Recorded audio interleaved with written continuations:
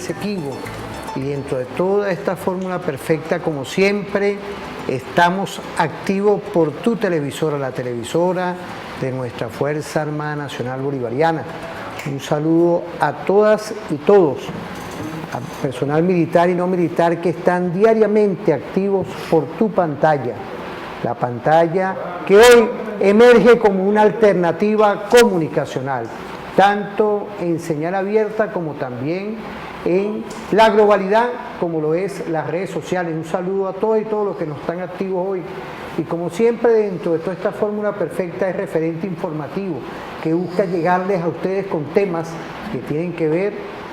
hoy dentro de lo que ocurre en la globalidad, como también dentro de nuestro territorio, el territorio que tiene una episteme cultural, desde nuestra fórmula de nuestros indígenas que está en nuestra Constitución, y prospectivamente en estos hitos de tiempo vino Bolívar, y con ese padre Bolívar hoy estamos retumbando temas que tienen que ver con la independencia, con la paz, con esa visión holística de saber que hoy sí tenemos por qué sentirnos orgullosos, tenemos que tener fe y espiritualidad de todo lo que ocurre hoy dentro de nuestra República Bolivariana de Venezuela, y con nuestra Constitución, nuestra hoja de ruta, como siempre, tenemos que ir construyendo comunicación. Y dentro de todo hoy tenemos al doctor David Paravicini. En estos meses que ya llegó la lluvia, quiero saludar a todas y todos que están impregnados de esa paz, de esa tranquilidad, porque quiero vernos hoy estudiando la geoenergía. Bienvenido, doctor. ¿Qué es hoy la energía? Porque no es nada más el petróleo, el gas y un sinfín de fuerzas que nos dejó la Pachamama para que nosotros le demos una visión, pero también esa visión de cómo se ve en toda esta globalidad. Bienvenido. Gracias, Luis, por la invitación a este tu prestigioso programa, y que además, bueno, tú contribuyes con tu esfuerzo a tratar de llevarle a las usuarias y a los usuarios del canal de TV Fan información, análisis, pensamiento, que justamente es parte de lo que debe contribuir a ese mundo energético. Alguien decía, una definición, nosotros no somos seres humanos que tenemos una vida a partir de nuestra interacción con las energías, sino que somos la expresión humana de la energía. Es decir, que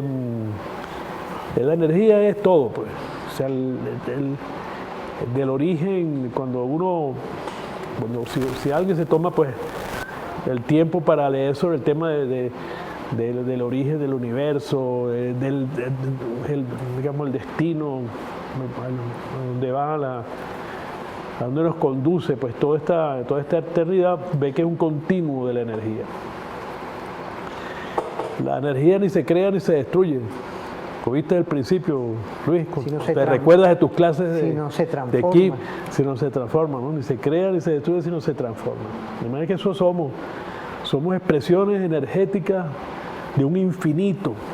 de la energía.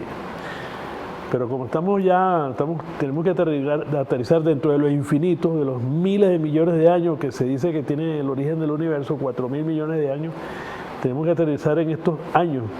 en estos siglos, donde ha habido, en lo que podemos nosotros registrar, los procesos de utilización de las energías primarias, de sus formas primitivas, de sus formas más sencillas, como una corriente de agua, una corriente de viento, que fueron utilizadas, el tema del uso de la rueda como tal, es decir, todos aquellos avances que hizo la humanidad, el ser humano ya contado ya no en miles de millones ni en centenares de millones, sino en decenas de miles de años, pudo el ser humano hacer unos avances gigantescos a lo que estamos. El aprovechamiento de la energía. De hecho, el aprovechamiento de la energía de manera consciente, puesto que todo lo que consumimos, además, históricamente, Luis, es transformaciones energéticas, que si no es el proceso de fotosíntesis, que si no el proceso pues de todo lo que significa nuestro reino vegetal, que es la utilización de esas cantidades gigantescas de energía del universo, en este caso la que nosotros aprovechamos aquí en Venezuela, mayormente la del sol, y que llega y que produce las condiciones para que haya justamente existencia, produce el oxígeno que respiramos. Ese 16% que tiene el gas que llamamos nosotros aire de la atmósfera, 16% del contenido de oxígeno. Ese oxígeno lo produce el reino vegetal. Que por cierto, también ese 16% está en continua amenaza por acción justamente, ya no solamente de la misma naturaleza, con los fenómenos que le son naturales, los fenómenos climáticos, los fenómenos de cualquier tipo, sino que ahora por razones ya de la misma acción humana, que estamos introduciendo cantidades cada vez mayores de CO2 y de CO al ambiente, producto de una forma de organizarnos sobre la Tierra con un consumo anormal, exagerado, un consumo distorsionado energético. Pero somos eso, energía, somos energía. Si uno ve los cuadros de demanda de energía asociados a lo que podríamos hablar, las revoluciones industriales, es decir, las revoluciones que están relacionadas incluso con avances científicos, ya lo hablamos aquí en una oportunidad en tu programa, que tiene que ver con lo más reciente, que fue ese cambio que produjo una innovación, que fue el control, el desarrollo por James Watt en el siglo XVIII, XIX, de la válvula para poder tener el control del vapor, la máquina de vapor. Esa máquina de vapor que ya se sabía, pues la energía pues, que podía ser generada a través de la transformación del agua en vapor de agua, pero cómo controlarla. Pues una vez que esa cantidad de vapor se producía, cómo podías tú llegar a tener el dominio de esa energía, hacerla que respondiera a las necesidades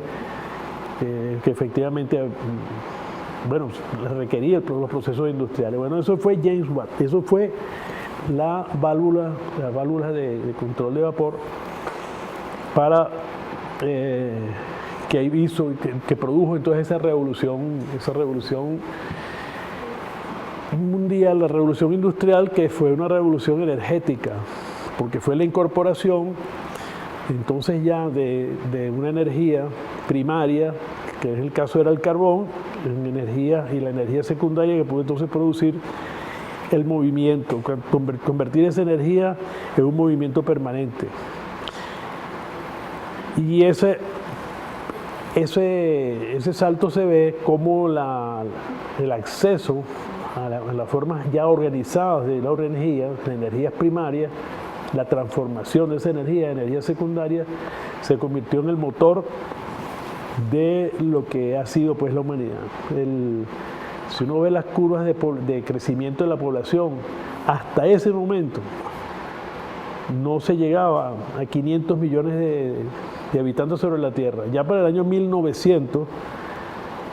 pues se dio el hecho, pero extraordinario, que ya la población sobre la Tierra era de 1.000 millones de habitantes. Pero del año 1900, es decir, estamos hablando de hace 100 años, 120 años, a la fecha, de 1.000 millones, ya con otro descubrimiento que fue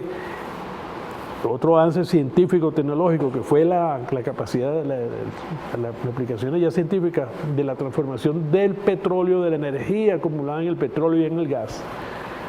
a través de los procesos de refinación, porque el petróleo, como todos sabemos, el petróleo se se conoce, bueno, y hay reseñas desde la Biblia, reseñas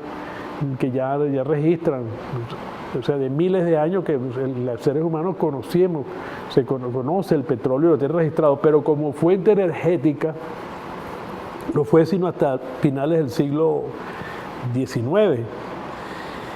Y entonces esa capacidad de refinación se introduce, conocer los químicos que trabajaron con eso en Estados Unidos, lograron de manera permanente, estable y confiable poder transformar el petróleo en energía. Y esto significó, entonces estamos hablando de población que desde el año 1900 hasta la fecha, 120 años, de 1.000 millones de habitantes, pasamos a ser 8.000 millones de habitantes que somos ahora. Y lo único que ha sucedido para que este cambio tan acelerado, exponencial, dirían los matemáticos, este cambio exponencial que se sigue produciendo en la población de la Tierra tiene que ver es con la disponibilidad de esa energía. Energía proveniente de un avance científico-tecnológico que permitió, a través de una fuente primaria, como es el petróleo, del cual se pensó en algún momento de que era, como tal, es no renovable, según las teorías más aceptadas, aunque en la Unión Soviética se hicieron estudios. Digo en la Unión Soviética porque hoy en Rusia no se habla de esto, pero sí se conocía que en la época de la Unión Soviética tenían una teoría sobre el origen del petróleo que era un continuo también, que el petróleo no era una fuente energética no renovable, sino que es renovable, y trabajaron con esa idea. Los geólogos y para el desarrollo de la exploratoria, inclusive hicieron estudios para eso. Pero a partir de ese criterio, esa idea de que un recurso no renovable, pero las fuentes petroleras, las reservas petroleras que se fueron incorporando y se han ido incorporando, y podemos ver esa tabla progresivamente en los últimos 100 años o 150 años, cómo se han ido incorporando las reservas petroleras, y cómo cada vez más se siguen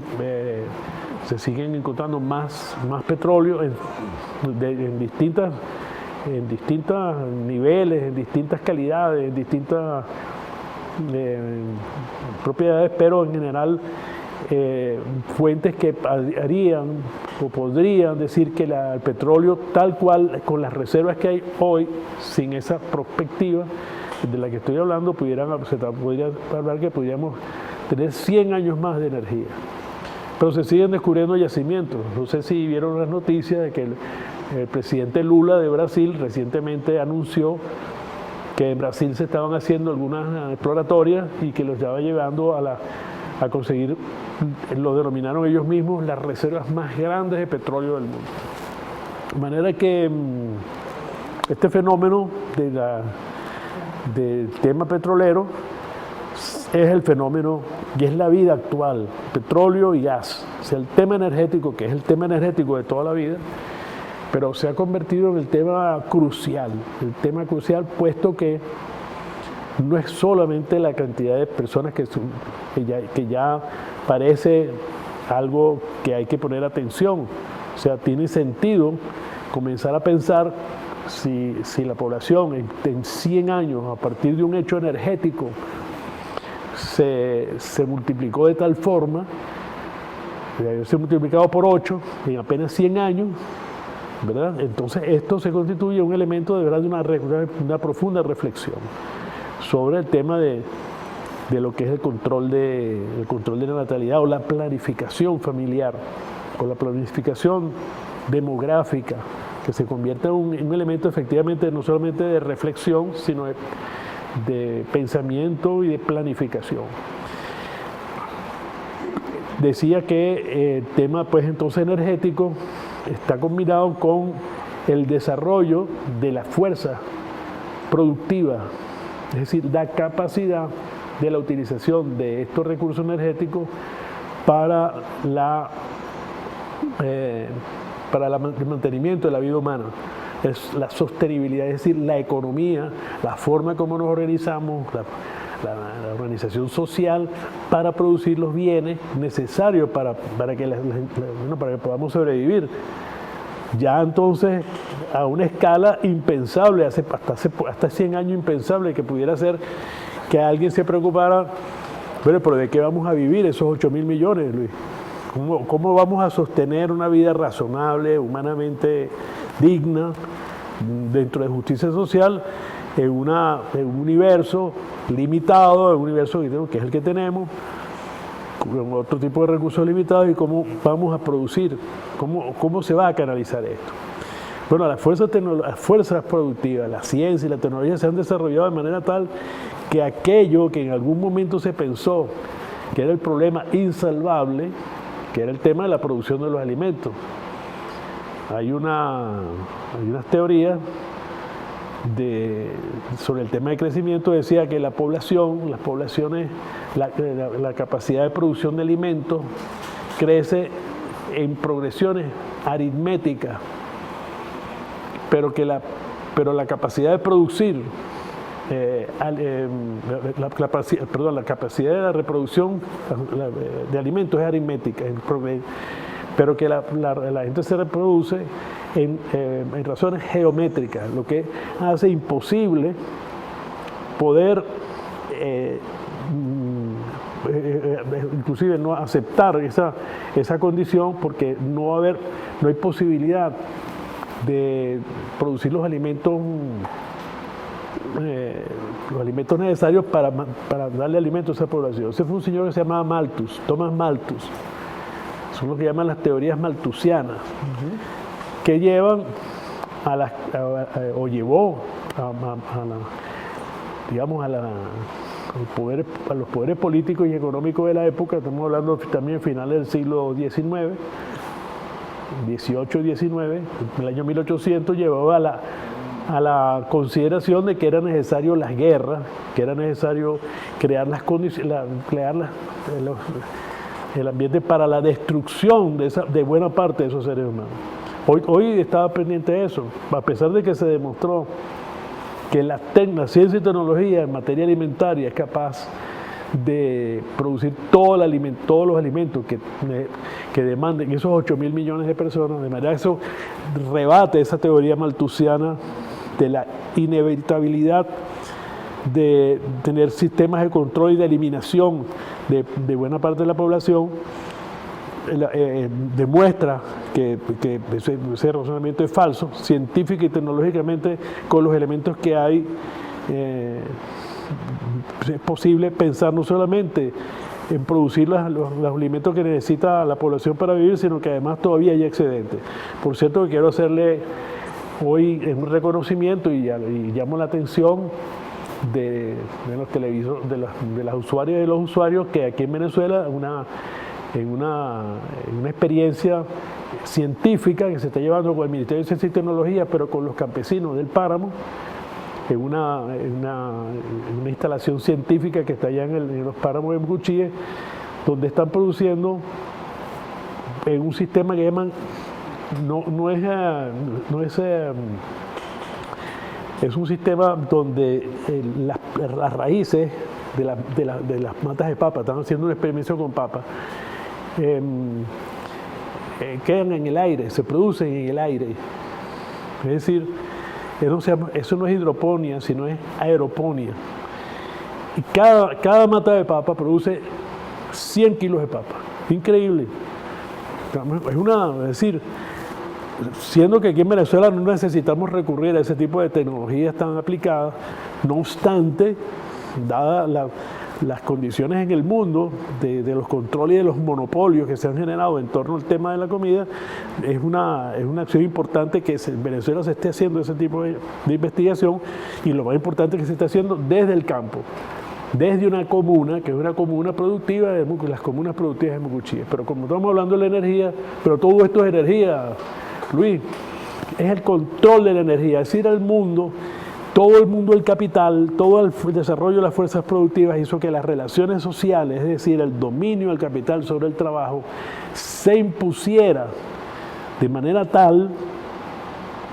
que el tema del dominio de la energía se convirtió en el dominio del mundo. El que domina la energía, domina el mundo. Fíjese, profesor, vamos a ir a una pausa, ¿no? Pues yo creo que es importante, ¿no? 1875 se produce el primer descubrimiento aquí en el Táchira, en una hacienda de La Alquitrana, cerca de la población de Rubio, el primer pozo. Imaginémonos siglo XVIII, siglo XIX, siglo XX, varias centurias que hoy vemos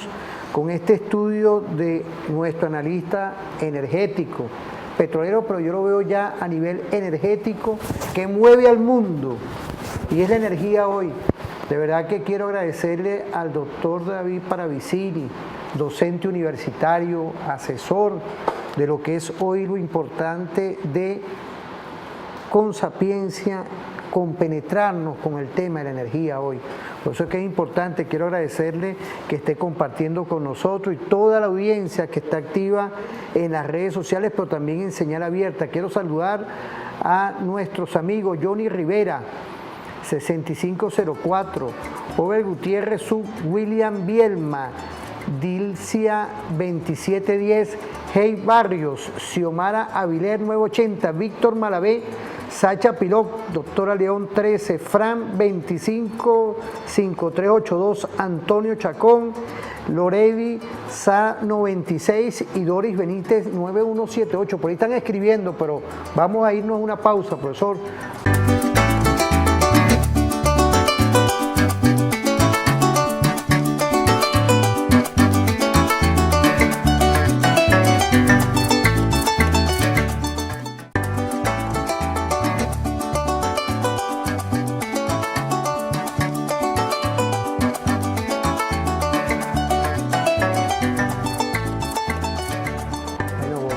Volvemos, hemos estado hablando ahorita y el tema nuestro es la energía, pero también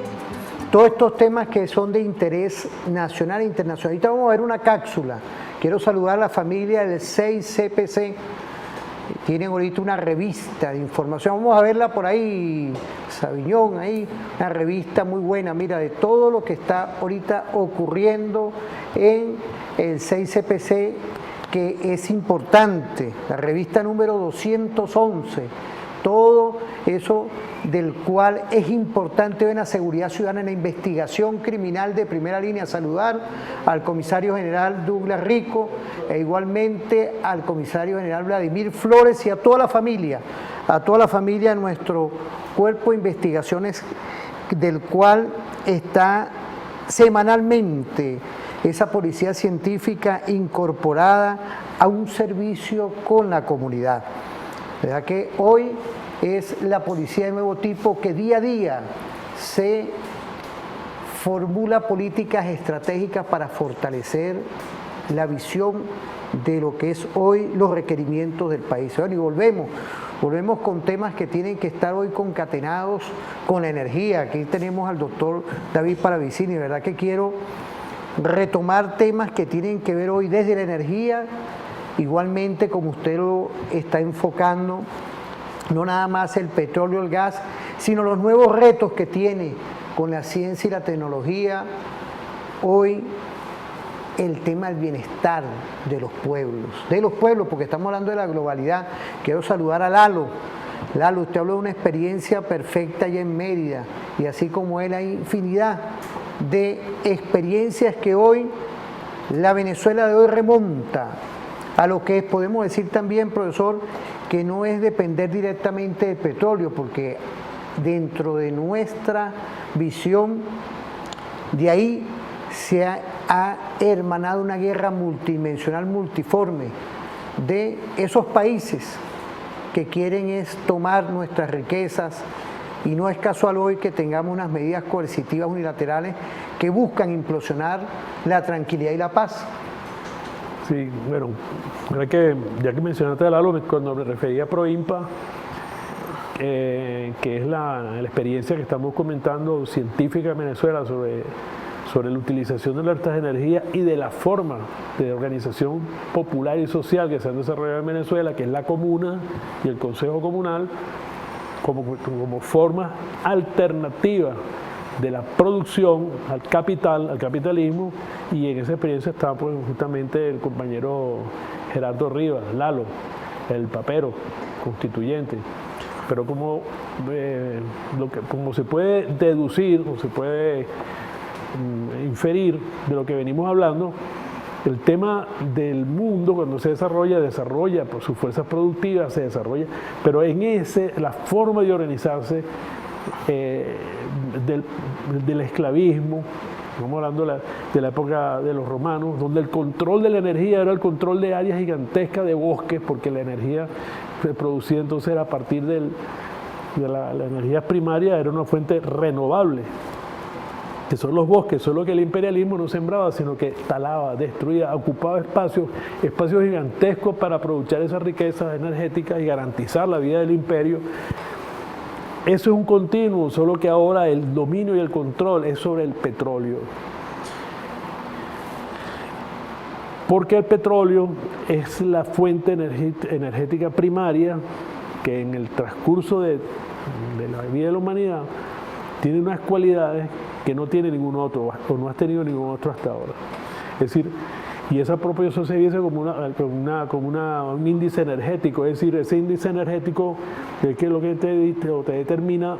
esa cualidad o la calidad de la fuente energética, y es cuántas unidades energéticas necesitas tú para producir una unidad energética secundaria. Es decir, para poder tener una energía utilizable en el tema de la producción, el tema de la vida misma, de la reproducción de la vida misma, de la economía como tal. Y como tal, ya ubicándonos ya en nuestra era y en nuestro tiempo, el dominio y el control sobre la mercancía energética, porque el capitalismo convierte todas aquellas cosas que son indispensables para la vida misma, lo convierte en una mercancía. La educación, por ejemplo, que la mayoría pues, del sentido común o el desarrollo del pensamiento de la universidad, del pensamiento humano, lleva a que la educación es un derecho. El capitalismo lo convierte en una mercancía. Si usted no tiene dinero, en el capitalismo usted no va para la escuela, no va para el liceo, no va para la universidad, no se puede educar. Tiene que pagarse quien pague. Y eso, no estamos hablando de una exageración, estamos viendo países como Chile, que mantiene un sistema privado del acceso a la educación, la salud. Bueno, igualmente la energía para la vida misma se ha convertido en un elemento de control del gran capital. Las grandes corporaciones petroleras del mundo mantienen un dominio y un control sobre el precio y el mercado de combustible. Recordemos que el primer monopolio, geopolíticamente hablando, cuando lee la energía de los tiempos del Imperio Romano, la expansión del Imperio Romano era relativo con eso. O sea, su expansión, todo, inclusive la decadencia del Imperio Romano, creo que se marca a través de la derrota que sucedieron en Germania, en Alemania, lo que es Alemania de hoy, por la pretensión pues, del Imperio Romano de establecer su dominio sobre esos gigantescos bosques los bosques de Baviera, pues todo lo que hoy se conoce como Selva Negra. Y hoy es el petróleo, y es geopolítico porque el petróleo está esparcido en el mundo, concentrado no de una manera igualitaria, sino como concentrado con sitios específicos por la cuestión geológica, por la determinación geológica, y esa determinación ha hecho pues que el petróleo no se comporte entonces como una mercancía como tal, porque el tema petrolero y el control de los precios y el control de los mercados energéticos mundiales le da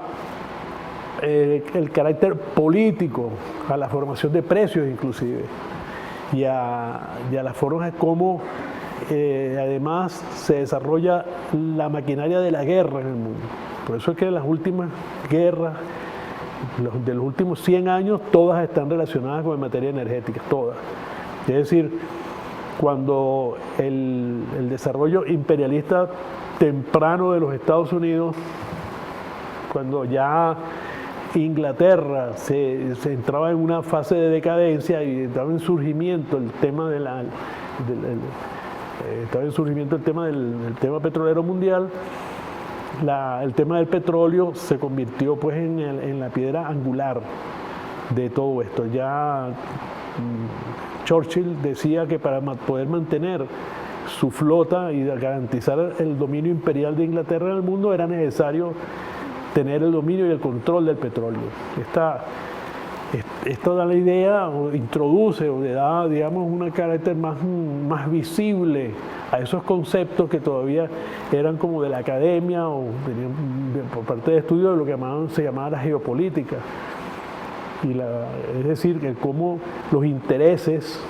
en este caso determinado, de un país determinado, en Inglaterra o sea el país que fuera,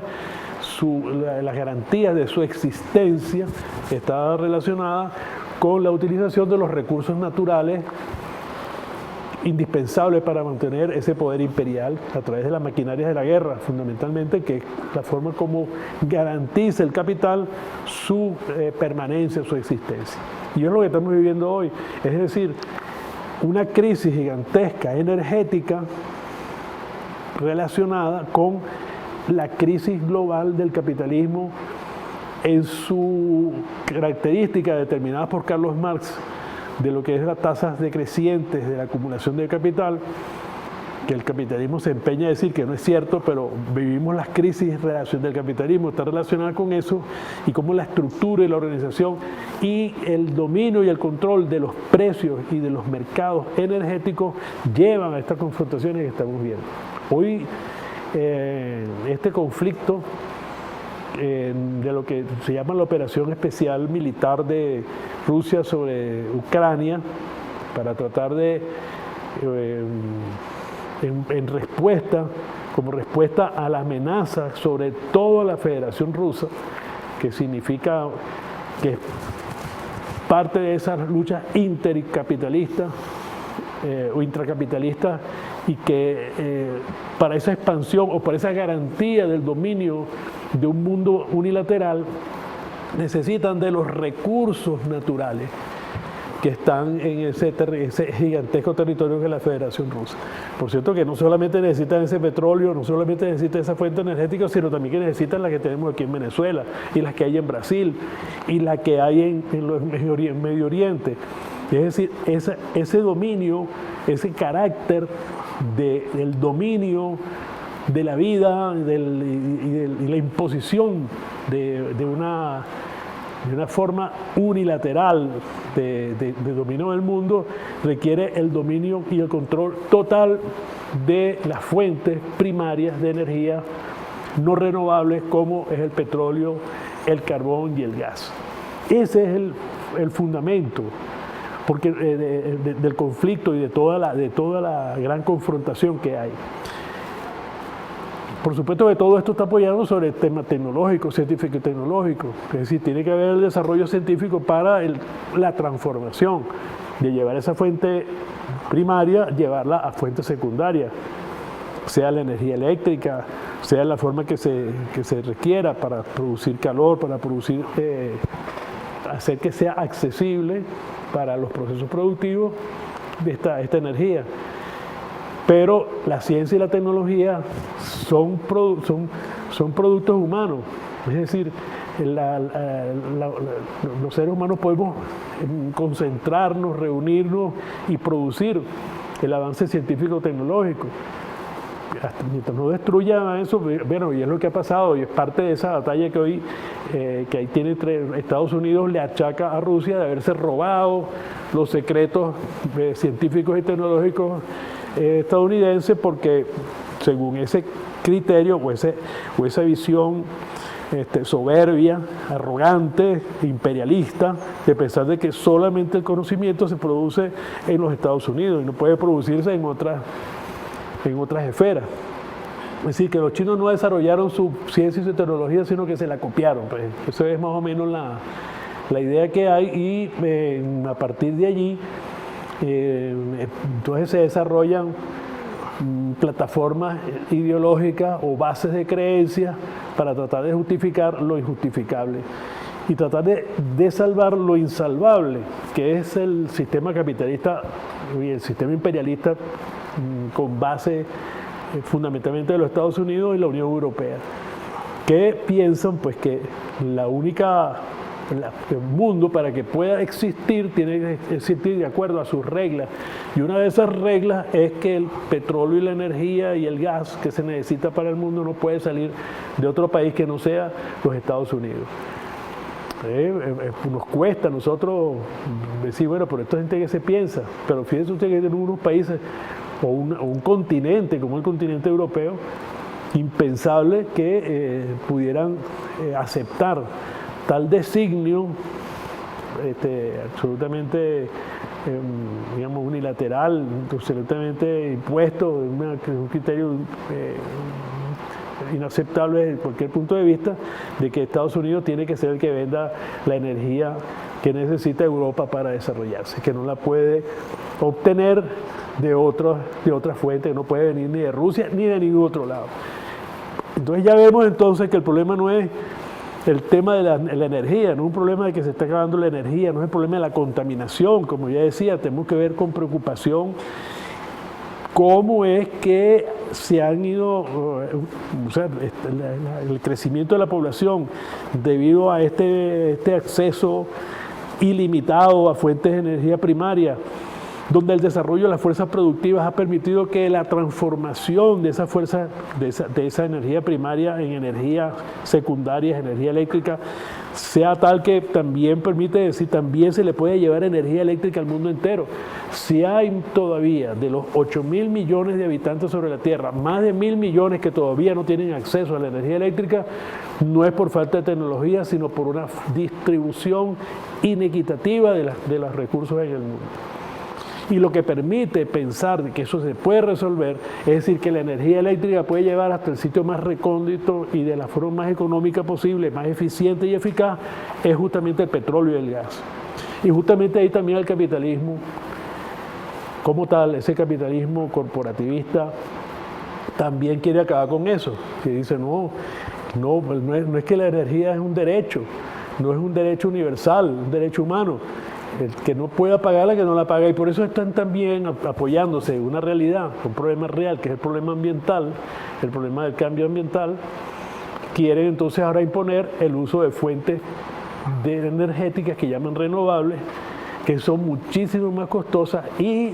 solo podrían aplicarse en aquellos sitios donde haya recursos para pagarla. Es decir, la proporción de costos y de desarrollos tecnológicos, científicos tecnológicos y disposición y accesible de ciencia y tecnología para la expansión y la garantía del ser humano y su existencia, del acceso a la energía, se ha convertido pues en todo un problema ahora de negocio. Y hemos visto en estos últimos, entonces ya los últimos 10 años, 15 años, como desde el año 2000, pues podríamos decir, desde una convención energética donde se estableció, porque no hay fuentes de energías primarias equivalentes a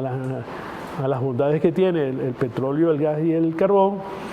Entonces ahora se trata de imponer una visión de que no puede utilizarse esta fuente energética, sino que hay que ir hacia aquellas que son muchísimo más costosas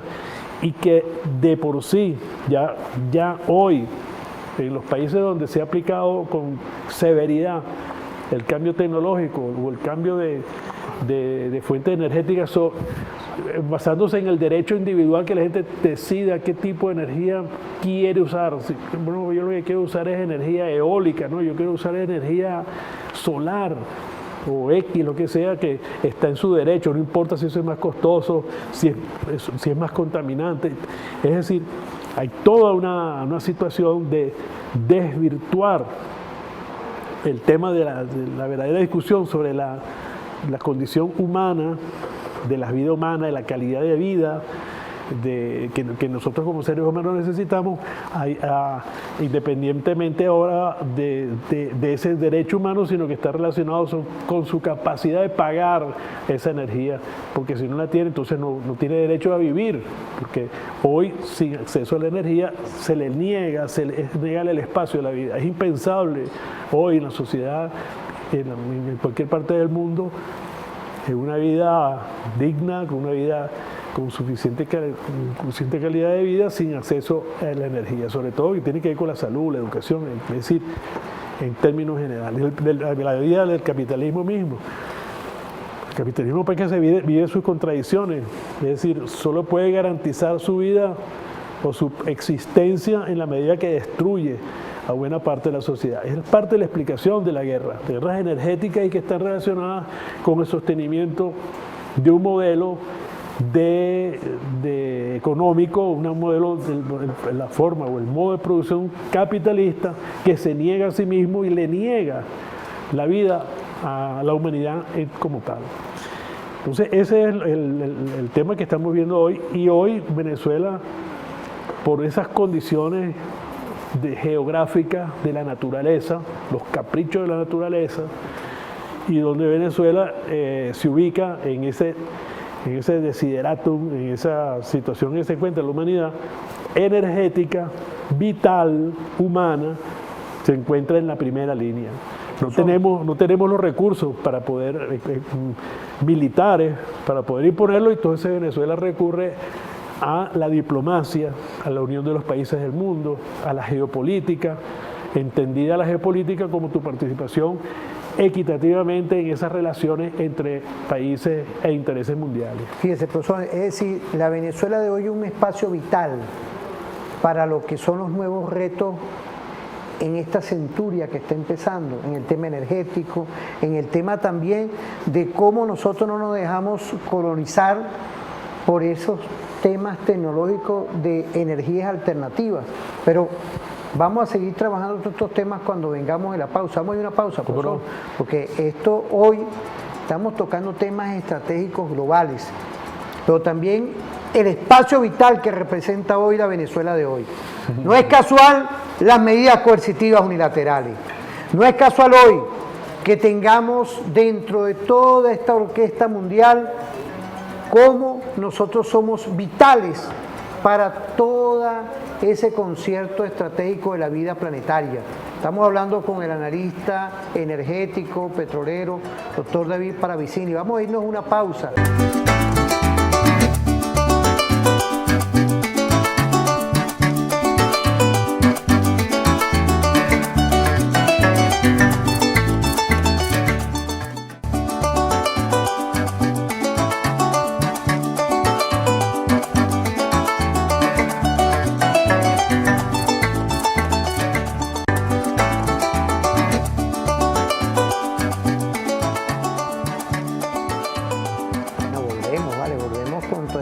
Que tienen que ver hoy una visión de ver la energía como parte de la cotidianidad. Imaginémonos, de varias centurias desde que apareció el petróleo, el carbón primero, el petróleo, y sobrevino luego el gas, lo que vemos hoy como madura, cómo se madura hoy esta visión. Ahora, el ser humano, la clase trabajadora es importante en todo esto. Bueno, por supuesto que la clase obrera, o digamos el sector de producción de riqueza que es el trabajador, es el trabajo. Es decir, ese conflicto que hay, o esa contradicción que hay entre lo que es justamente garantizar la vida humana, que es la producción de riqueza, la transformación de las riquezas naturales en artículos, en bienes y servicios que permitan la reproducción de la vida, es justamente la clase obrera, es el trabajo que produce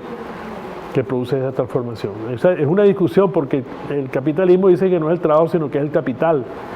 y se empeñan y hacen inversiones gigantescas porque creen que pueden sustituir el trabajo por unos robots, y bueno, eso lo estamos viendo ahora con todo este tema de la inteligencia artificial. Pero no quería saltarme el tema porque vamos como progresivamente, y hemos visto ya como el imperialismo ya desembocamos en estos siglos, vemos el dominio del tema energético como el dominio mundial. El imperialismo hoy se apoya justamente sobre la base del control energético, de la batalla mundial, son las guerras mundiales. Y además, que es muy importante, que destaquemos que esto organizó el mundo en su conjunto. Este tema de la geopolítica que hablamos, que la geopolítica es la garantía de la vida. Tú dijiste una palabra que está relacionada, se relaciona con el tema de lo que fue el nazismo, el espacio vital que definió Hitler o Alemania, los nazis, para justificar su guerra, la guerra de dominación europea, porque habló que el espacio vital que necesitaba Alemania con su fuerza, su capacidad productiva, exigía que fuese todo el territorio europeo, y la destrucción de la Unión Soviética, y por eso que Stalin estuvo con mucha claridad en ver cómo contener, cómo preparaba que la Unión Soviética pudiera defenderse de lo que era inevitable, que era el ataque nazi contra la destrucción de la Unión Soviética en complicidad con los sectores imperialistas capitalistas del momento, que eran Inglaterra y los Estados Unidos. Entonces este tema es fundamental. ¿Cuál es la participación de la clase obrera? Porque es lo que le puede dar en el desarrollo de todo lo que es la historia de la lucha de clases, ese continuo, le puede dar un giro, un cambio a la relación entre los seres humanos, la humanidad y la naturaleza, donde no sea la explotación de los recursos humanos, de los recursos naturales, la expoliación de los recursos de la naturaleza, de las riquezas de la naturaleza, en función de la ganancia, de la acumulación de capital, primario o no. Porque el trabajador o el trabajo o la clase obrera no se relaciona con esa producción de riquezas en función justamente de garantizar la vida misma y no la ganancia. Esa diferencia es la que está planteada y que es lo que plantea ante la inevitabilidad de la destrucción, de la autodestrucción del capitalismo, que es lo que estamos viendo ahora. El capitalismo no tiene capacidad de poder salvarse a sí mismo, está condenado a sacrificarse en función de la ganancia, y con eso sacrifica el trabajo y sacrifica la naturaleza y las condiciones mismas de la vida. Y por eso hoy que la amenaza de la destrucción total en función de garantizar el dominio y el control de los precios y los mercados energéticos. Y con base a eso están dispuestos y tienen toda la capacidad y se amenazan mutuamente con destruir el mundo en su conjunto si no garantizan la ganancia. Y entonces es allí donde está ese elemento que no es que no tiene otra salida, no es que no hay otra discusión, sino que ese callejón sin salida a la que nos lleva el capitalismo no es el callejón sin salida de la humanidad como tal, porque el recurso que la redime o que puede ser efectivamente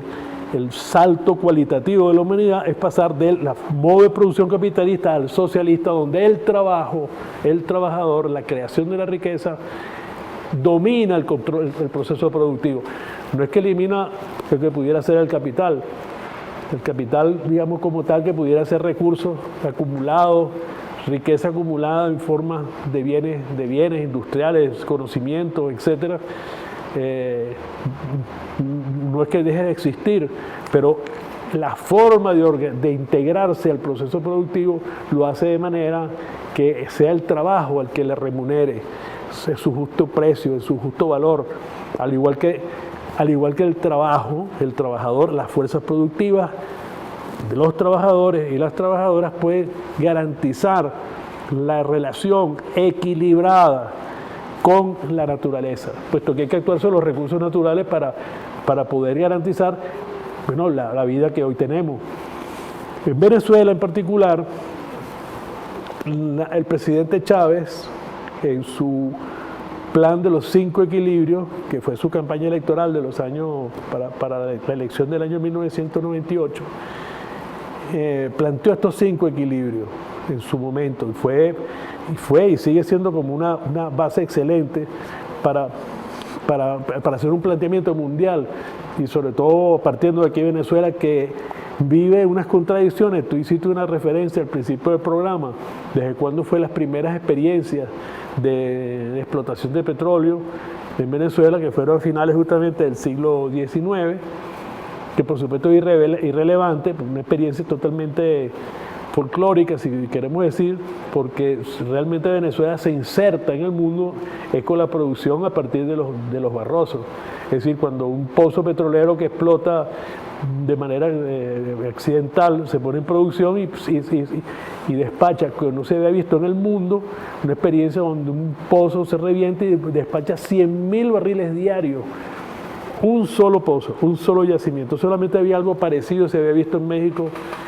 20 años antes, de un pozo que también estalló, pero bueno, pudieron controlarlo. El caso venezolano de los Barrosos no se pudo controlar. Entonces esa experiencia que hace justamente que Venezuela se inserte en el mundo capitalista moderno, puesto Venezuela era absolutamente un país marginal, completamente muy atrasado, el desarrollo de su actividad productiva y mismo de los conocimientos. Entramos tarde en la devastación que produjo la guerra de independencia y de las guerras civiles posteriores. Nos hicieron un país con mucha fragilidad en materia económica, de conocimiento, etcétera, y este es el petróleo el que nos incorpora a una vida y la que hoy además le da una prevalencia a las posibilidades que tiene Venezuela de esta experiencia de estos últimos 100 años en materia petrolera, es decir, en el tope y en el fundamento de la existencia misma de la humanidad, que está hoy apoyada en petróleo, gas y carbón, porque me comentabas algo aquí en el intermedio sobre el tema del peso del carbón, y yo te puedo decirte que es el 86% del total de la energía que se consume en el mundo son de estas tres fuentes naturales, petróleo, gas y carbón, de lo cual el petróleo y el gas son como el 70%. Es decir, que es indispensable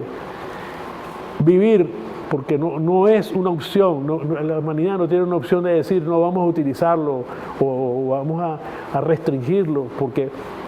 también mencioné antes que tenemos más de 1.000 millones de personas en el mundo que no tienen acceso a la energía, a ningún tipo de energía, de ninguno. Es decir, que son personas que viven en condiciones infrahumanas. De manera que entonces la clase obrera o el trabajo toma un papel predominante porque su interés en el tema de la producción no es la ganancia, sino la reproducción de la vida misma. Y por otro lado, en Venezuela, a partir del presidente Chávez, que además estableció no solamente con los 5 equilibrios, en lo político, lo social, lo económico, lo territorial y lo internacional, sino que además en la forma de organizarnos con las comunas productivas socialistas y los consejos productivos de trabajadores y trabajadoras, que aunque son de producción del presidente Maduro, tiene su relación con los consejos socialistas de trabajadores que el presidente Chávez había creado en los finales de la primera década de este siglo. Sí, profesor, fíjese, vamos a ir a una pausa, ¿no? Porque dentro de todo este contexto es importante lo que estamos trabajando. Vamos a ir a una pausa.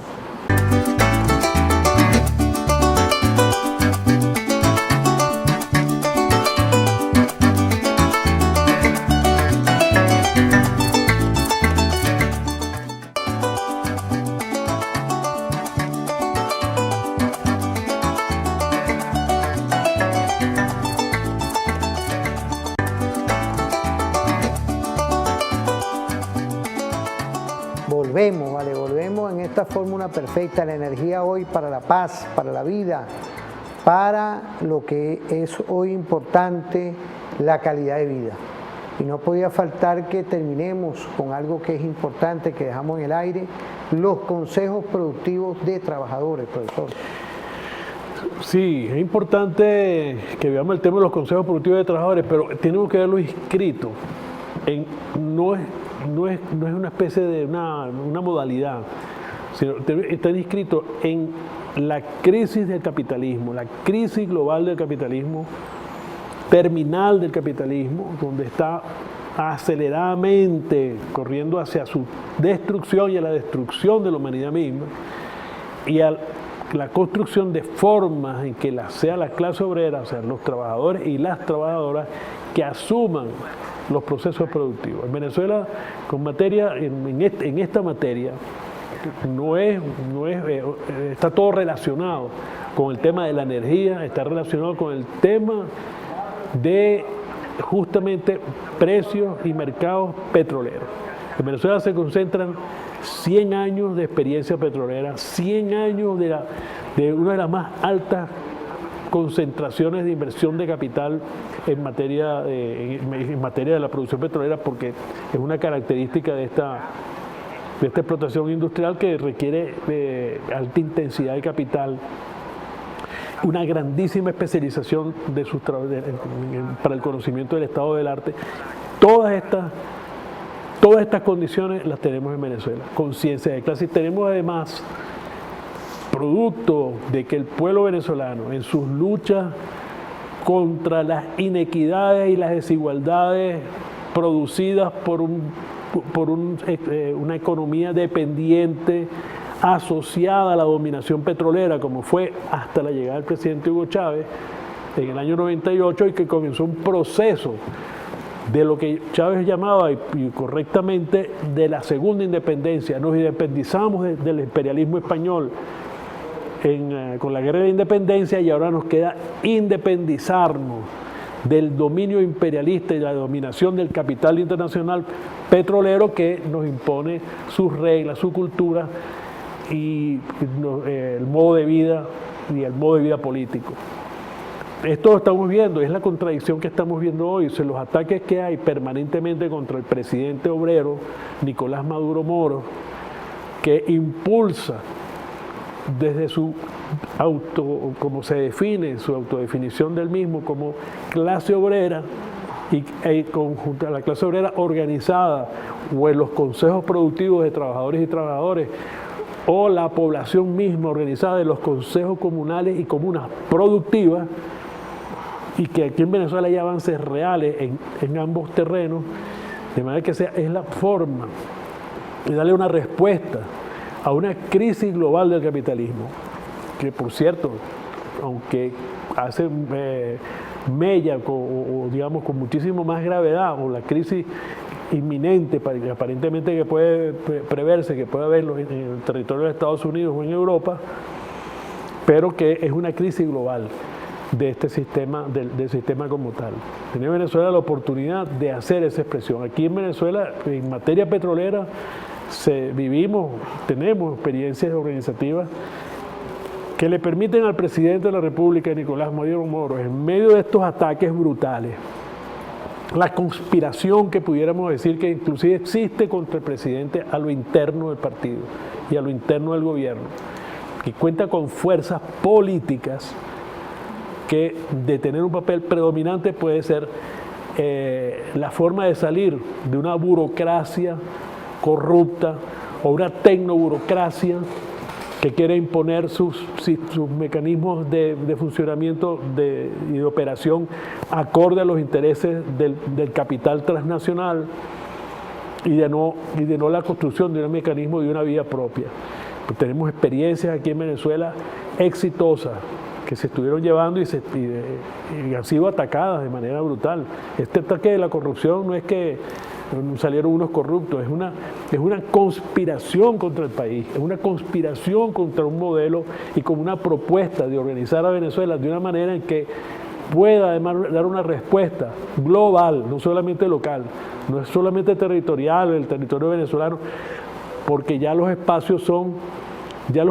vitales, que ese tipo de conceptos son conceptos que están demostrados además que no le sirven ni al capitalismo,